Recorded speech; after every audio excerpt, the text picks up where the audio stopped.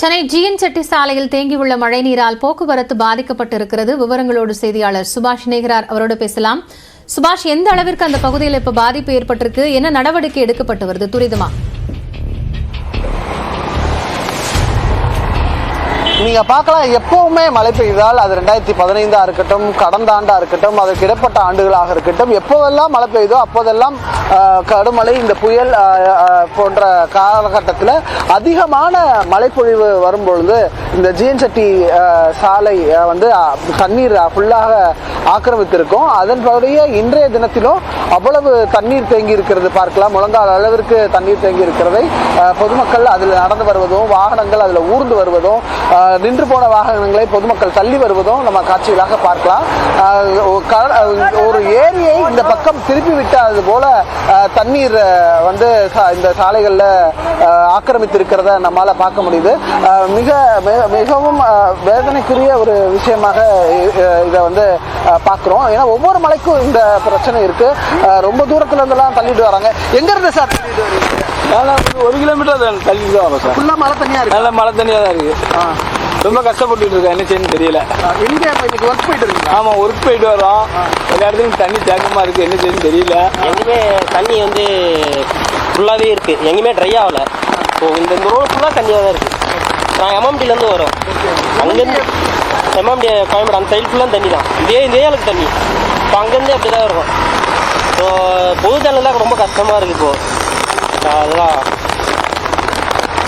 தண்ணீர் எல்லா பகுதியிலையும் இதே போலதான் இருக்குன்றாங்க. ஒளிப்பதிவாளர் அமைச்சர் காட்டிட்டு வர்றாரு. அரசு பேருந்து, அதுக்கு முன்பாக வரக்கூடிய ஆட்டோ அதை எப்படி நகர்த்தி வருகிறார் என்பதை பார்க்கலாம். அவ்வளவு பேர் இங்க பாத்தீங்கன்னா ஏராளமான பொதுமக்கள் அன்றாட பயன்படுத்தக்கூடிய மாநகர பேருந்துமே இந்த வெள்ள நீர்ல தத்தளித்து வர்றதை பார்க்க முடியுது. அதிகப்படியான மழை பெய்த காரணத்தினால மிக இந்த சாலை முழுவதுமாக டி நகருக்கு நுழைவாயிலாக இருக்கக்கூடிய பிரதான ஒரு பகுதி தான் இந்த ஜிஎன் செட்டி சாலை. அது முழுவதுமாக தண்ணீர் ஆக்கிரமித்திருக்கிறது. அதே போல அருகில் இருக்கக்கூடிய அண்ணா மேம்பாலத்துக்கு கீழும் அந்த செம்மொழி பூங்கா பகுதியில் மழை தண்ணீர் தேங்கி இருக்கு. இதே நிலைமை பல்வேறு பகுதிகளில் இருக்கிறத நம்மளால பார்க்க முடியுது. இப்போ இன்னைக்கு பலருக்கு அலுவலகம் இருந்ததும் இதுக்கு ஒரு முக்கிய காரணமா இருக்கு. புயலாக இருந்தாலும் ஒரு சில தனியார் நிறுவனங்கள், கடைகள் எல்லாம் இன்னைக்கு செயல்பட்டதால மக்கள் இன்னைக்கு பிரச்சனைக்கு சந்திச்சு வர்றாங்க.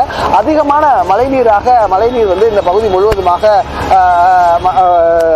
ஆக்கிரமிச்சிருக்கிறத பார்க்க முடிகிறது. தொடர்ச்சியா நம்ம பார்த்துட்டு இருக்கோம். மழையும் என்னுடைய தாக்கமும் மெல்ல மெல்ல மீண்டும் அதிகரிக்க தொடங்கியிருக்கு. நிச்சயமாக சுபாஷ், களத்தகவல்களை வழங்கியமைக்காக நன்றி. அங்கு அதிக அளவிலான நீர் இருப்பதனால உங்களுடைய பாதுகாப்பையும் உறுதி செய்யுங்கள். புதுச்சேரியில் கொட்டும் மழையில் டிரான்ஸ்பார்மர் வெடித்து விபத்து ஏற்பட்டுள்ளது. விவரங்களோடு செய்தியாளர் இளவமுதன் இணைந்திருக்கிறார். அவரோடு பேசலாம். இளவமுதன், இந்த விபத்துல என்ன பாதிப்பு ஏற்பட்டு இருக்கிறது? உடனடியாக நடவடிக்கை எடுக்கப்பட்டிருக்கா? நிச்சயமாக புதுச்சேரி பொறுத்தவரை கடந்த 2 மணி நேரமாக தொடர்ந்து மழை பெய்து வருது. கனமழை இல்லை என்றாலும் மிதமான மழை புதுச்சேரி முழுவதும் பெய்து வருகிறது. சில இடங்களில் சாலைகளில் தண்ணீர் தேங்கி ஓடும் நிலைக்கு மழை பெய்து வருகிறது. அந்த வகையில் நம்ம திடீரென்று ஒரு தீ விபத்து ஏற்பட்டிருக்கு. மழை காலத்தில் தீ விபத்தா என்று ஆச்சரியப்படும் வகையில் இந்த தீ விபத்து ஏற்பட்டிருக்கிறது. பாரதி வீதி, வெள்ளாளர் வீதியில் உள்ள ஒரு டிரான்ஸ்பார்மர் திடீரென வெடித்துள்ளது. அங்கு மழைநீர் புகுந்து இந்த விபத்து ஏற்பட்டிருக்கலாம் என்று கருதப்படுகிறது. இந்த வெடி சத்தத்தை கேட்டு அந்த பகுதியில் இருந்த மக்கள் பெரும் அதிர்ச்சியாகி வெளியே ஓடி வந்து பார்த்தபொழுது இந்த தீ விபத்து ஏற்பட்டு தெரிய வந்தது. உடனடியாக மின்துறைக்கும் தீயணைப்பு துறைக்கும் தகவல் தெரிவிக்கப்பட்டது. மின்துறை அதிகாரிகள் உடனடியாக அந்த பகுதிக்கான மின் இணைப்பை துண்டித்தார்கள். இதனைத் தொடர்ந்து தீயணைப்பு வாகனத்தில் விரைந்து வந்த வீரர்கள் அரை மணி நேரம் போராடி தீயை அணைத்ததுடன் தீ விபத்துக்கான காரணங்கள் குறித்து ஆய்வு செய்யப்பட்டிருக்குது. மின்துறை அதிகாரிகள் நேரில் வந்திருக்கிறார்கள். பெரும் அளவிலான தீ விபத்து ஏற்படாமல் இருப்பதற்கான நடவடிக்கை எடுக்கப்பட்டிருக்குது. மழை காலத்திலும் இப்படி ஒரு தீ விபத்தா என்பது குறித்து அந்த பகுதியில் இருக்க மக்கள் ஆச்சரியத்துடன், பயத்துடன் வேடிக்கை பார்த்தனர். நன்றி இளவமுதன், இது குறித்த விவரங்களை வழங்கியமைக்காக.